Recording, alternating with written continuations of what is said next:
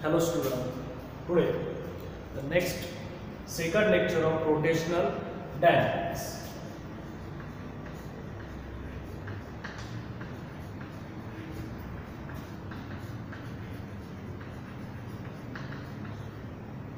Rotational डायनॅमिक्सचा आपण second lecture इथे कंटिन्यू करतो. फर्स्ट लेक्चर मध्ये आपण डायनॅमिक्स या शब्दाचा अर्थ पाहिला होता, ज्याच्यामध्ये कायनेमॅटिक अँड कायनेटिक अशा काही दोन ब्रँचेस आहे. या दोन्ही ब्रँचेसचं आपण एक्सप्लेनेशन पाहिलं. कायनेमॅटिक्स म्हणजे काय, ज्याच्यामध्ये फोर्स विदाउट कन्सिडरिंग फोर्स आणि त्या विदाउट कन्सिडरिंग फोर्सचे आपण इक्वेशन पाहिले होते, म्हणजे न्यूटन्स लॉ ऑफ मोशन. त्याच्यामध्ये वेलोसिटी, एक्सलरेशन आणि डिस्प्लेसमेंट किंवा डिस्प्लेसमेंट, वेलोसिटी आणि एक्सलरेशन हे आपण फिजिकल क्वांटिटीचा स्टडी केला होता. म्हणजे याच्यामध्ये कुठेही फोर्स येत नाही तरी आपला ऑब्जेक्ट किंवा आपली बॉडी कशी आहे, मोशन मध्ये. आणि कायनेटिक्स मध्ये आपण काय करतो, विथ कन्सिडरिंग फोर्स. ज्याच्यामध्ये आपण फोर्स हा कन्सिडर करणार आहे ते आपण घेणार आहे विथ कन्सिडरिंग फोर्स. म्हणजे kinetics is the with considering force which is the effect of motion. म्हणजे मोशनला इफेक्ट करण्यासाठी जो फोर्स अप्लाय करणार ते आपण इथे कायनेटिक्स मध्ये घेणार आहे. त्याचं आपण रिलेशन इथे रिस्पॉन्सिबल फॉर मोशन. त्याचे दोन एक्झाम्पल होते. First, centripetal force and centrifugal force. तर आजच्या लेक्चर मध्ये आपण ह्या दोन फोर्सचा स्टडी करणार आहे, सेंट्रीपिटल फोर्स आणि सेंट्रीफ्युगल फोर्स. कालच्या लेक्चर्स मध्ये आपण किंवा याच्या आधीच्या लेक्चर्स मध्ये आपण पहिल्या लेक्चर्स मध्ये kinematics without considering the force it is the effect of circular motion. म्हणजे वेलोसिटी असेल त्याला आपण angular velocity, angular displacement, angular acceleration, त्याच्याशी रिलेटेड आपण फिजिकल क्वांटिटी. आणि दुसरं linear velocity, linear acceleration, linear displacement, या दोघांचे आपण रिलेशन पाहिले होते ते आपल्या फर्स्ट लेक्चर्स मध्ये. आणि सेकंड लेक्चर्स मध्ये आपण पाहणार आहे फोर्स, सेंट्रीपिटल फोर्स आणि सेंट्रीफ्युगल फोर्स. मग आता हे जे सेंट्रीपिटल फोर्स किंवा सेंट्रीफ्युगल फोर्स आहे ते कशामध्ये येतात, तर युनिफॉर्म सर्क्युलर मोशन मध्ये ते येतात. ते युनिफॉर्म सर्क्युलर मोशन. ज्यावेळेस एखादं ऑब्जेक्ट किंवा बॉडी सर्क्युलर मोशन मध्ये असेल आणि त्याची वेलोसिटी ही कॉन्स्टंट असेल, त्यालाच आपण युनिफॉर्म सर्क्युलर मोशन म्हणतो, त्यावेळेस ती जे होणारं एक्सलरेशन किंवा accelerated body motion according to the, म्हणजे uniform circular motion with the accelerated body with responsible for Newton's second law. तर न्यूटनच्या सेकंड लॉने आपण ते पाहणार. न्यूटनचे जे सेकंड लॉ आहे तो काय आहे, the force is directly proportional to the rate of change of momentum with respect to time. आणि दुसरी त्याचा फॉर्म्युला आहे तो म्हणजे force is equal to the product of mass and acceleration. मग इथे हा जो फोर्स तयार होणार आहे कशामध्ये, कायनेटिक्स मध्ये, ज्यावेळेस बॉडी आपली युनिफॉर्म सर्क्युलर मोशन मध्ये असेल त्यावेळेस जो फोर्स तयार होणार आहे तो force it is dependent by the acceleration. तो फोर्स कशावर डिपेंड्स आहे, acceleration. This force must act in the direction of acceleration. म्हणजे ज्यावेळेस आपली बॉडी युनिफॉर्म सर्क्युलर मोशन मध्ये असेल they are accelerated with the Newton second law. कशामुळे तयार होतं, तर Newton second law. Newton second law काय, आपला force is equal to mass into acceleration. मग ते एक्सलरेशन आणि हा फोर्स यांचं रिलेशन आहे. मग ते जे फोर्स आपण दोन फोर्स पाहिले होते, सेंट्रीपिटल फोर्स आणि सेंट्रीफ्युगल फोर्स, मग ते दोन फोर्स कशावरती depend, the direction of acceleration. म्हणजे इथे जे एक्सलरेशन तयार होणार आहे युनिफॉर्म सर्क्युलर मोशन मध्ये जे एक्सलरेशन तयार होणार त्याला आपण म्हणतो सेंट्रिपिटल और रेडियल एक्सलरेशन.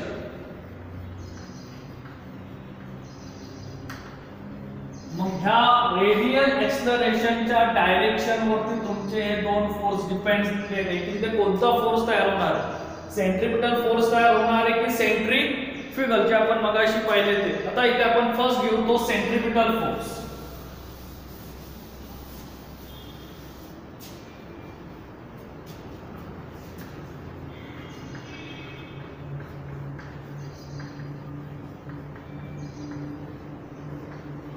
आता सेंट्रिपिटल फोर्स कुणाला म्हणायचं, it is a force acting on a particle.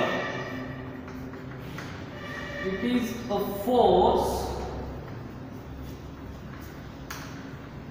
Acting on a particle or body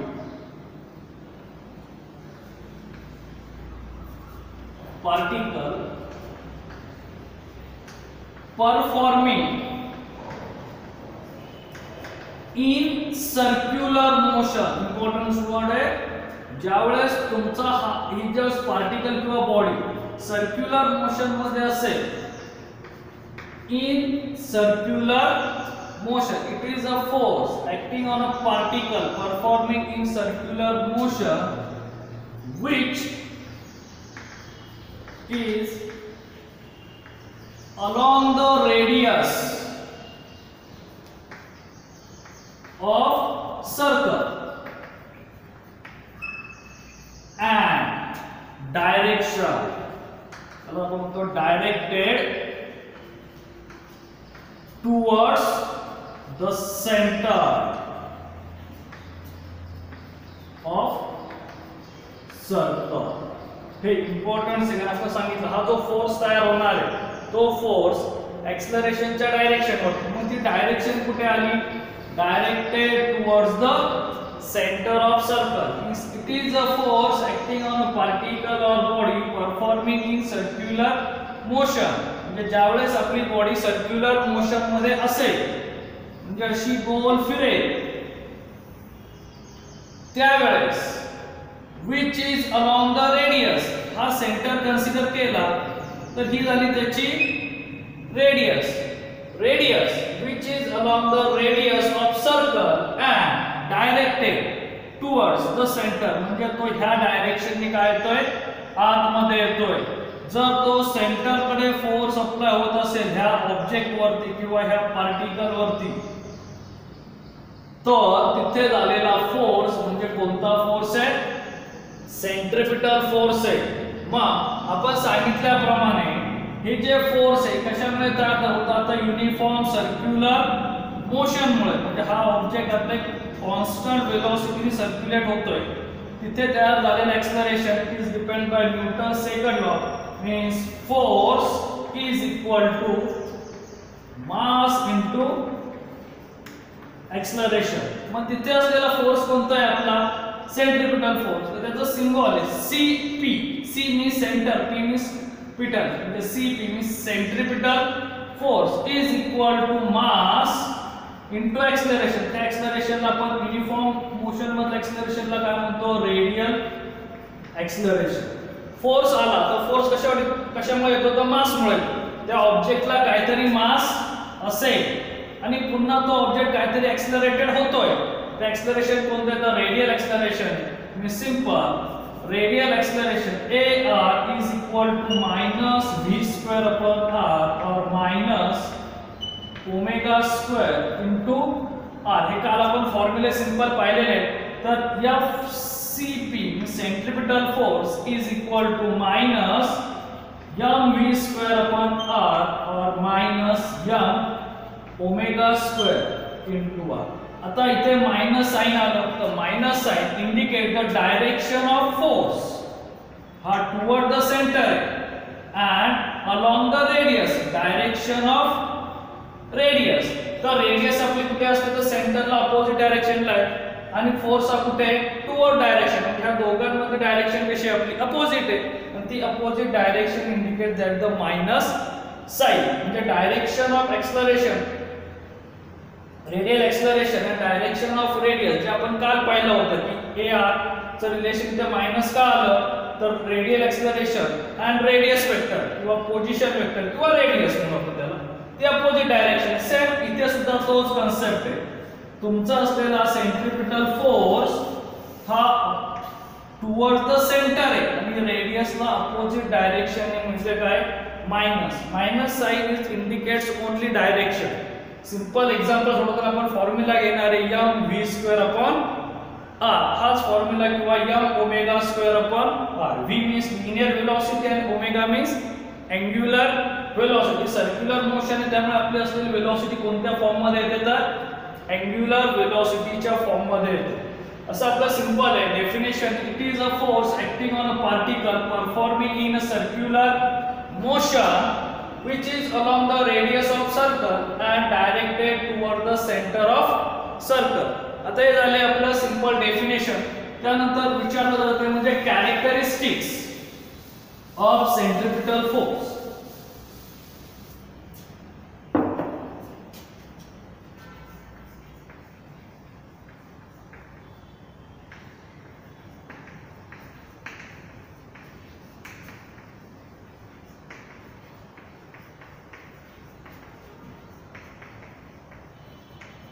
आता याचे characteristics. First characteristic, it is always directed towards the centre. जी आपली डेफिनेशन आहे तीच डेफिनेशन आपण इथे एक कॅरेक्टरिस्टिक्स मध्ये घेतलेली set. It is always directed toward the centre of circle. त्यानंतर सेकंड इम्पॉर्टन्स आहे centripetal force. It is a real force किंवा त्याला आपण ऍक्च्युअल फोर्स सुद्धा म्हणतो. It is a real force आणि हा रियल फोर्स असल्यामुळे it is arise in inertial frame of reference. जे आपलं गेल्या वर्षी 11वी मध्ये झालेलं आहे inertial frame. It is arise in inertial frame of reference according to the Newton second law. And fourth importance आहे तो म्हणजे it is a case of circular motion. हे इम्पॉर्टन्स आहे. पहिलं म्हणजे त्याची डायरेक्शन ती कुठे, टुवर्ड द सेंटर. दुसरं it is a real force म्हणजे तो ऍक्च्युअल केस असल्यामुळे म्हणजे तो तयार होतो त्यामुळे आपण रियल म्हणतो. आणि Newton second law arise in inertial frame of reference म्हणजे रियल फोर्स मुळे आपले इनर्शियल फ्रेम ऑफ रेफरन्स आणि केस ऑफ सर्क्युलर मोशन हे दोन तयार होतात. त्याच्यानंतर त्याचे एक्झाम्पल सुद्धा आपल्याला परीक्षेला विचारले जातात. Example of centripetal force. तर बेसिकली एक किंवा दोन एक्झाम्पल आपल्याला माहिती असणे गरजेचे आहे. तर आपण जे इम्पॉर्टन्स दोन आहेत तेच दोन आपण पाहूया.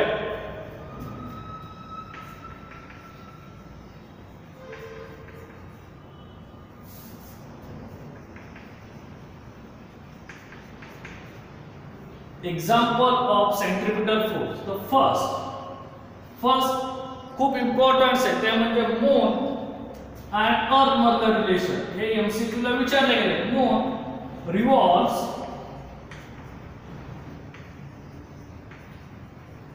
around the earth. आपल्याला माहिती आहे चंद्र पृथ्वीभोवती फिरतो. तर तो कोणत्या इफेक्टमुळे फिरतो, तर सेंट्रिपिटल फोर्सच्या इफेक्टमुळे फिरतो. Moon revolves around the earth in circular orbit. हे एक. आणि सेकंड दुसरं ते इम्पॉर्टन्स म्हणजे इलेक्ट्रॉन. आपण केमिस्ट्री मध्ये इलेक्ट्रॉन शेल शिकला असाल. Electron revolves around the nucleus. Revolves around the nucleus of atom atom in circular orbit. तर हे दोन एक्झाम्पल की जे इझी आहेत आपल्याला माहिती आहे. Moon revolves around the earth in a circular orbit किंवा electron revolve around the nucleus of atom in a circular orbit.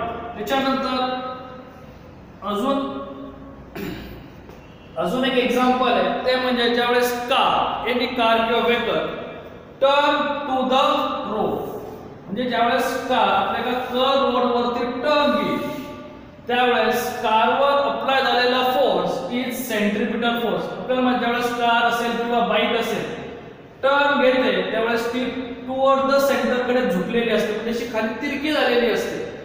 ती तिरकी झाली म्हणजे याचा अर्थ हिला कुठेतरी इकडून ओढलेलं आहे. तो ओढलेला फोर्स म्हणजेच कोणता आहे? Centripetal force.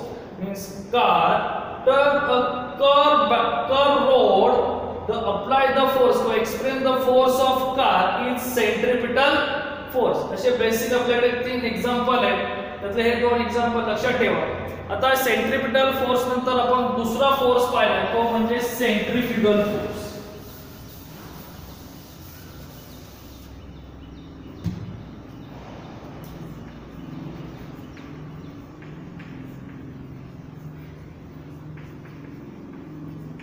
आता सेंट्रिपिटल आणि सेंट्रिफ्युगल फोर्स मध्ये दोन्ही फोर्स मध्ये फक्त एकच डिफरन्स आहे. It is difference means the direction of acceleration.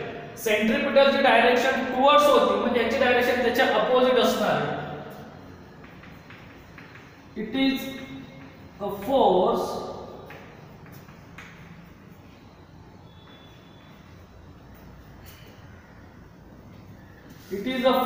acting on a particle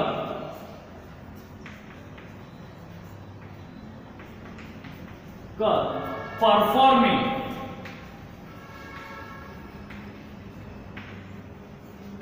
in circular motion which is along the radius of circle.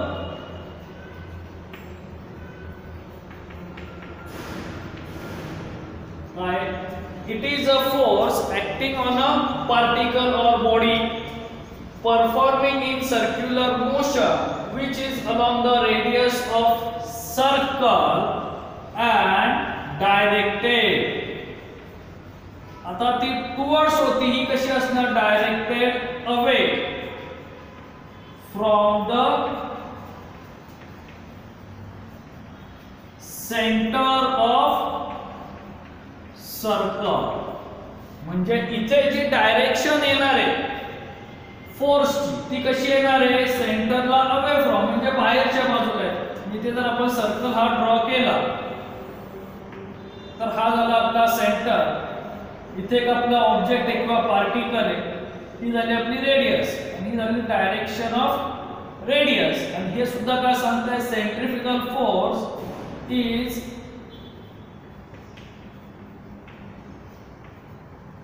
Away from म्हणजे बाहेरच्या बाजूला ती सुद्धा ह्याच डायरेक्शननी आहे. म्हणजे तुमची असलेली रेडियसची आणि इथे असलेल्या फोर्सची डायरेक्शन कशी येते? Same. Again use of the Newton second law. Force is equal to mass into इथे आपल्या होणारा एक्सेलरेशन ते कोणतं येतं? रेडियल एक्सेलरेशन आहे. Means F is equal to m v square upon r और m omega square into r. इथे जे साइन येणार आहे ते प्लस आणि इथला जो फोर्स आहे सिम्बॉल आपण CF. C for centre, F for fugal. जसं आपण सेंट्रिपिटलचा CP लिहिलं होतं तसं सेंट्रिफ्युगलचा CF plus m v square upon r आणि m plus m omega square into r. इथे फोर्सची आणि रेडियस वेक्टरची डायरेक्शन काय दाखवते? तर plus in the same direction. आणि v स्क्वेअर अपॉन r हे आपलं ओमेगा स्क्वेअर इनटू r हे आपलं काय? Radial acceleration. या दोघांची सुद्धा डायरेक्शन कशी आहे? सारखी. दोन्ही फॉर्म्युले बाय मॅग्निट्यूडनी सेम. म्हणजे जो सेंट्रिपिटल फोर्सचा फॉर्म्युला होता तोच फॉर्म्युला आपला सेंट्रिफ्युगल फोर्सचा आहे. दोघांचे सुद्धा मॅग्निट्यूड कसे आहे? सेम येतात. फक्त दोघांची डायरेक्शन अपोजिट असल्यामुळे त्यांचे साइन वेगळे येतात. सेंट्रिफ्युगल फोर्स हा बाहेरच्या बाजूला आहे तर सेंट्रिपिटल फोर्स हा आतल्या बाजूला means magnitudely both the force are same but direction is opposite. हा त्या दोघांमधला एक डिफरन्स आहे. त्याच्यानंतर ह्याचे असलेले कॅरेक्टरिस्टिक्स ऑफ सेंट्रिफ्युगल फोर्स. जसे आपले सेंट्रिपिटल फोर्सचे कॅरेक्टरिस्टिक्स आहेत तसेच सेंट्रिफ्युगल फोर्सचे सुद्धा आहेत.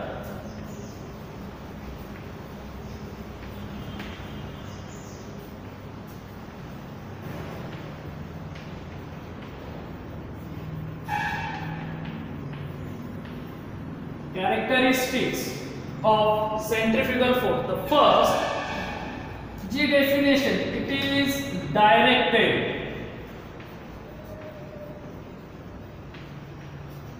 away from the center of circle. First characteristics काय आहे?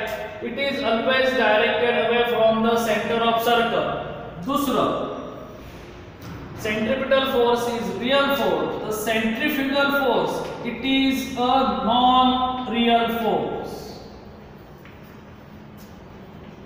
त्यालाच आपण it is a non-real force means it is an imaginary force or pseudo force जे आपण गेल्या वर्षी 11 च्या चॅप्टर्स मध्ये टाइप्स ऑफ फोर्स मध्ये पाहिलं होतं, रियल फोर्स आणि pseudo force.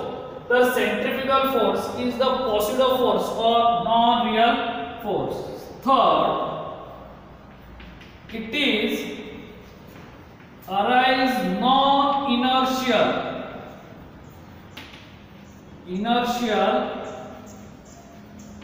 frame of reference.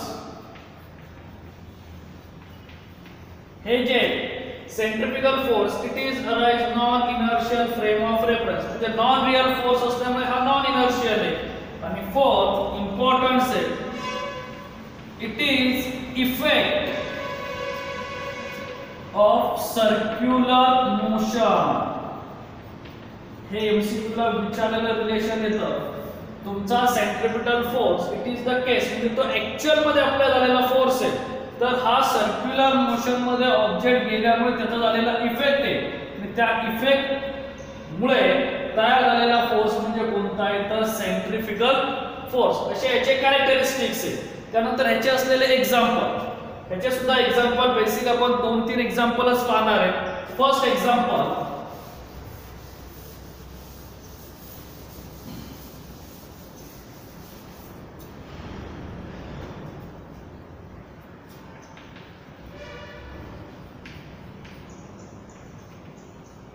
example of centrifugal force. First example, a bucket full of water. एक बकेट घेतली तिला आपण वॉटरने फुल भरलेली आहे. is rotated in vertical circle. The bucket full of water and rotated in vertical circle. Vertical circle with constant speed. With constant speed, water does not fall towards the earth. म्हणजे इथे एक आपण जर बकेट घेतली आणि ती bucket जर अशी व्हर्टिकल सर्कल म्हणजे अशी गोल फिरवली. इथे समजा आपली एक बकेट आहे आणि ती पाण्याने संपूर्ण भरली. ह्या कंडिशन असेल तर काही नाही, पण ज्यावेळेस ती वरच्या कंडिशनला जाईल त्यावेळेस इथलं पाणी असं खाली आलं पाहिजे, पण ते पाणी खाली येत नाही. का? इथे आपला होतो तो सेंट्रिफ्युगल फोर्स. त्या सेंट्रिफ्युगल फोर्स मुळे the bucket full of water and rotated in vertical circle with constant speed. Water does not fall to the earth. का होत नाही? तिथे आतमधले जे पाणी आहे ते पाणी असं ह्या बाजूला म्हणजे वरच्या बाजूला जातं. वरच्या बाजूला कोणत्या फोर्स मुळे जातं तर सेंट्रिफ्युगल फोर्स मुळे ते पाणी असं वर जातं, ते खाली येत नाही. म्हणजे इथे जो आपला लॉ ऑफ ग्रॅव्हिटेशन आहे तो व्हेरीफाय होतो का तर होत नाही. कारण लॉ ऑफ ग्रॅव्हिटेशन नुसार इथलं पाणी हे कुठे आलं पाहिजे खाली आलं पाहिजे, पण तिथे अप्लाय झालेला फोर्स आणि ग्रॅव्हिटेशन हा पण एक प्रकारचा फोर्सच आहे, तर त्या फोर्सला हा फोर्स काय करतो, अपोज करतो आणि तुमचं पाणी वर राहतं. पण त्यासाठी असलेलं स्पीड हे पर्टिक्युलर स्पीड किंवा कॉन्स्टंट स्पीड पाहिजे. म्हणजे जर त्या ह्याच्यापेक्षा जर स्पीड कमी असेल, ते आपण पुढे पाहणारच आहे व्हर्टिकल सर्क्युलर मोशन मध्ये कंडिशन, तर तुमचं पाणी खाली विथ कॉन्स्टंट और पर्टिक्युलर स्पीड. त्याच्यानंतर सेकंड आहे children sitting in merry-go-round. Children sitting in merry-go-round म्हणजे एसएल वर्ल्ड असेल किंवा डिझनी वर्ल्ड असेल, त्याच्यामध्ये आपण ते merry-go-round पाहतो की जसं सर्क्युलर फॉर्म मध्ये गोल गोल फिरते. ज्यावेळेस चिल्ड्रन म्हणून किंवा पर्सन म्हणून त्यामध्ये बसले असतील आणि ते ज्यावेळेस गोल फिरेल त्यावेळेस त्यांच्यावरती इफेक्ट होणारा फोर्स कोणता आहे, तो आहे centrifugal force. And third important से हा the bubbling of earth at equator म्हणजे अर्थ आपली इक्वेटर वर फुगलेली and flattening of earth at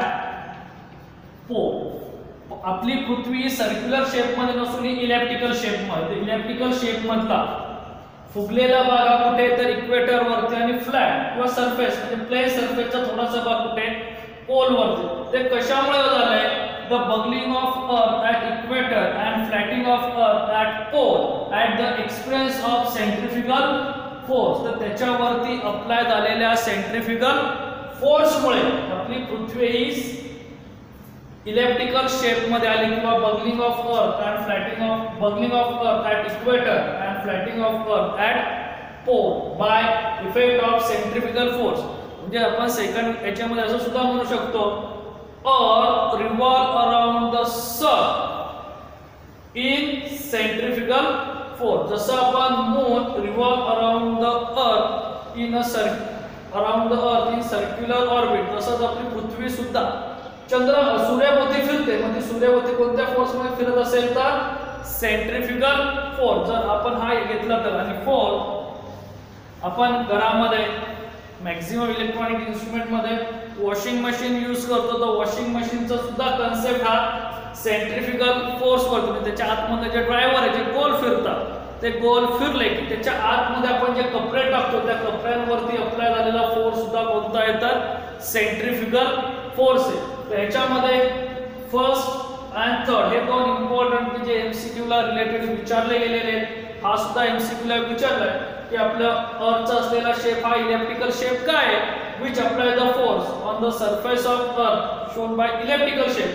It is depend by the centrifugal force. The centrifugal force मुळे आपला अर्थचा शेप हा इलिप्टिकल किंवा bulging of earth at equator and flattening of earth at pole झालेला आहे. असं आपले सिंपल सेंट्रिपिटल आणि सेंट्रिफ्युगल फोर्सचे कॅरेक्टरिस्टिक्स आणि एक्झाम्पल आहे.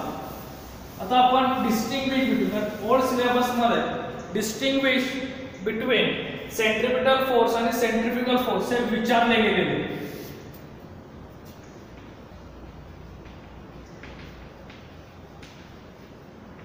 सेंट्रिपिटल फोर्स आणि इकडे आपण घेऊ सेंट्रिफ्युगल फोर्स. हा दोघांमध्ये असलेला डिफरन्स किंवा distinguish between centripetal force and centrifugal force हा 2 मार्क्सला क्वेश्चन विचारलेला आहे. तर सेंट्रिपिटल फोर्स काय आहे, first it is directed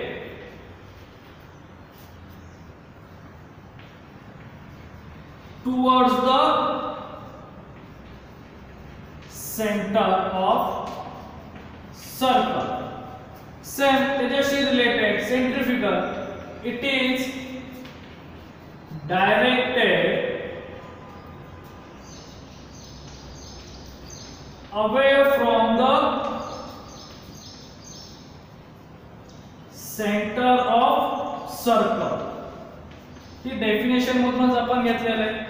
second important, centripetal force, it is a real force.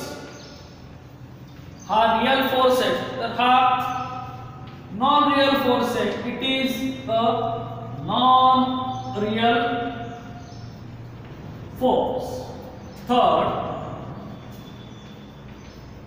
it is arise a inertial frame of reference, and here centrifugal force, it is arise a non inertial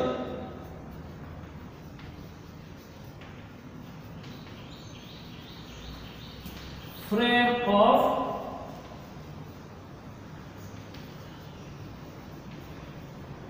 non-inertial frame of reference. Fourth, it is case of circular motion. हा केस आहे, तर हा it is effect of circular motion. हे important. It is case of circular motion. It is effect of circular motion. ज्यावेळेस body circular motion मध्ये फिरत त्यावेळेस centripetal force तर अप्लाय होतो, पण तो झाल्यामुळे त्याच्या इफेक्टमुळे काय तयार होणार आहे, तर सेंट्रिफ्युगल फोर्स तयार होणार. म्हणून ह्याला आपण इफेक्ट म्हणतो. तर हा ऍक्च्युअल सर्क्युलर मोशन पासूनच तयार झालेला आहे आणि ह्याच्या इफेक्टमुळे हा तयार होतो. म्हणून त्याला आपण काय म्हणतो, it is the effect of circular motion. Fifth, फॉर्म्युले, दोघांचे फॉर्म्युले बाय मॅग्निट्यूडनी सेम आहे. ते म्हणजे काय, m v² अपॉन r और m ओमेगा स्क्वेअर r. पण एकाला माइनस साइन आहे आणि एकाला प्लस साइन आहे. Plus m v² upon r और plus m omega square into r. आणि सहावं तुम्ही एक एक्झाम्पल देऊ शकता याचं आणि याचं सेंट्रिपिटल आणि सेंट्रिफ्युगलचं. हा जर क्वेश्चन तुम्हाला 3 मार्क्सला विचारला तर एकंदरीत 6 डिफरन्स आले पाहिजे. 2 मार्क्सला विचारला तर तुमचे 4 तरी डिफरन्स आले पाहिजे by the rules of board. ते मार्क डिस्ट्रीब्युशनचं रिलेशन. जसे आपले सिंपल सेंट्रिपिटल फोर्स आणि सेंट्रिफ्युगल फोर्स आहे जे आपण कायनेटिक याच्यामध्ये शिकणार किंवा आपण कायनेटिक्स मध्ये पाहिले. डायनामिक्स मध्ये जे कायनेमॅटिक आणि कायनेटिक असे 2 प्रकार आहेत. त्यातल्या कायनेटिक्स मध्ये जो फोर्स येतो विथ कन्सिडरिंग फोर्स, तर सर्क्युलर मोशन मध्ये जो फोर्स कन्सिडर केला जातो तो सेंट्रिपिटल आणि सेंट्रिफ्युगल आहे. पुढच्या लेक्चरला आपण ऍप्लिकेशन ऑफ फोर्स पाहणार आहे की जे सेंट्रिपिटल किंवा सेंट्रिफ्युगल फोर्सच्यामुळे तयार होणार. ओके.